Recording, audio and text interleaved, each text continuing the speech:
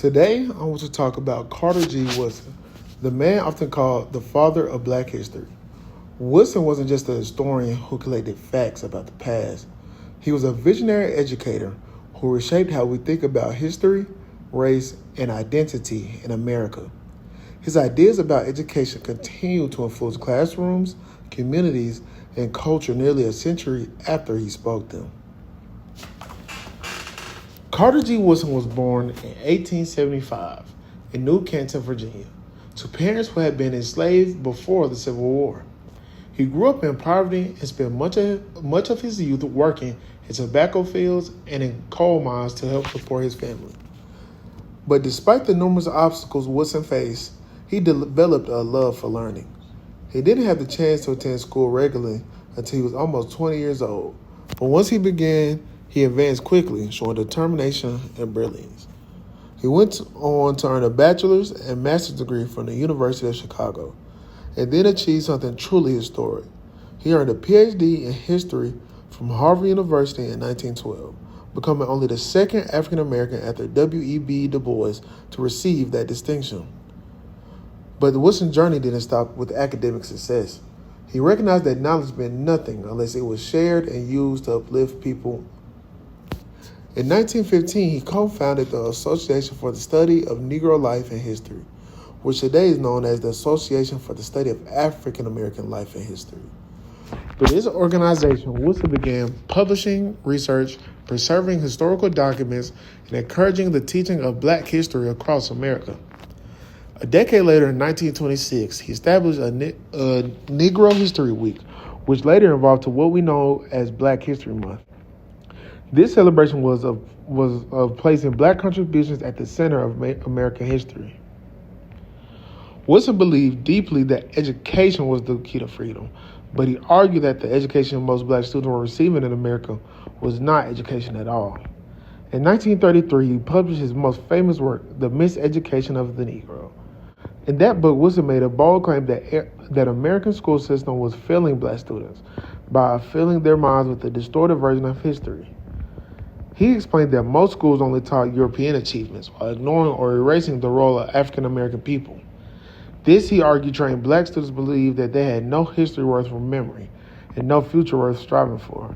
He wrote that when you control a person's mind, you don't have to tell them where to go. They will accept an inferior position on their own. Woodson's philosophy of education can be broken down to three main ideas. First, education must tell the truth.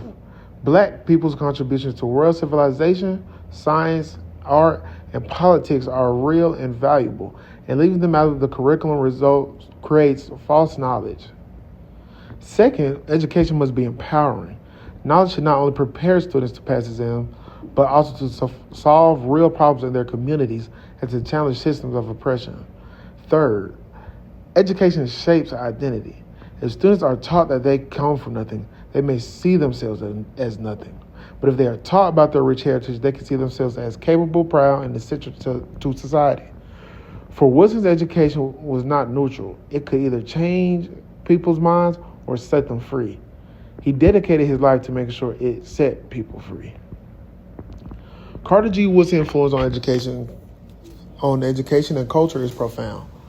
First, through his association, he created a foundation for the serious academic study of African American history.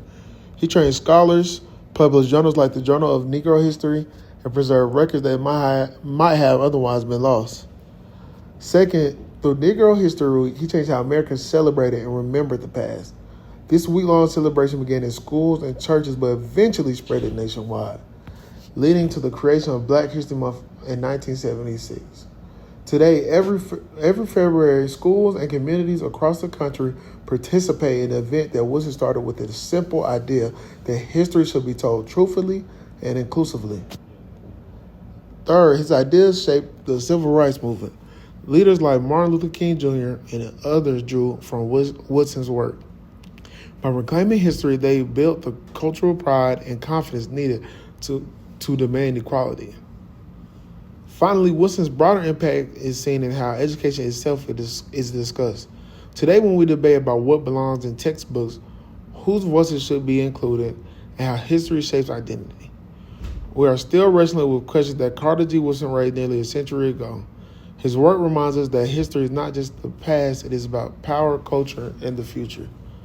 In the end, Carter G. Woodson was more than a historian. He was a revolutionary educator who gave America a fuller picture of itself. He understood that history is not just facts, it is identity, pride, and power. His contributions live on in Black History Month, in the scholarship of countless historians, and in the millions of students who have come to see themselves reflected in the pages of history. Woodson taught us that education can mislead or it can liberate. His life's work was dedicated to liberation, and that makes him one of the most important figures in American education and culture.